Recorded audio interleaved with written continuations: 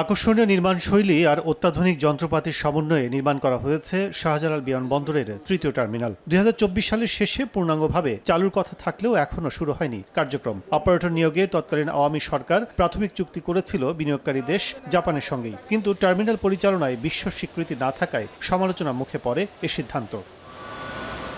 ৫ August সরকার পতনের পর নতুনভাবে পর্যালোচনা শেষে অন্তর্বর্তী সরকার সিদ্ধান্ত নেয় তৃতীয় টার্মিনাল পরিচালনায় যোগ্য অপারেটর নিয়োগ হবে উন্মুক্ত দরপত্রের মাধ্যমে। প্রায় ১.৫ বছরে তা বাস্তবায়নে ব্যর্থ হয় ইউনূস সরকার। বর্তমানে বিএনপি সরকার আলোচনা করছে সেই জাপানের সঙ্গেই। উচ্চ ব্যয়ে পরিবর্তন এনে সংশোধিত প্রস্তাবও দিয়েছে জাপান। তবে দেরি না করে যে কোনো মূল্যে উভয়ের স্বার্থ ঠিক রেখে নতুন টার্মিনাল অপারেশনে আনতে আশাবাদী সরকার।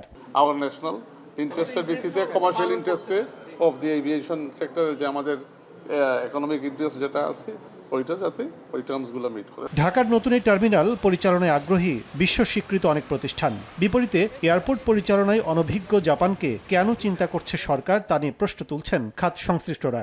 জাপানের কোনো হিস্ট্রি নাই যে তারা আন্তর্জাতিক কোনো বিদেশে কোনো আন্তর্জাতিক বিমানবন্দর অপারেট করেছে। বিশ্বের নামি দামি অপারেটর যারা, তারা প্রস্তুত এখানে এসে অপারেট করার জন্য।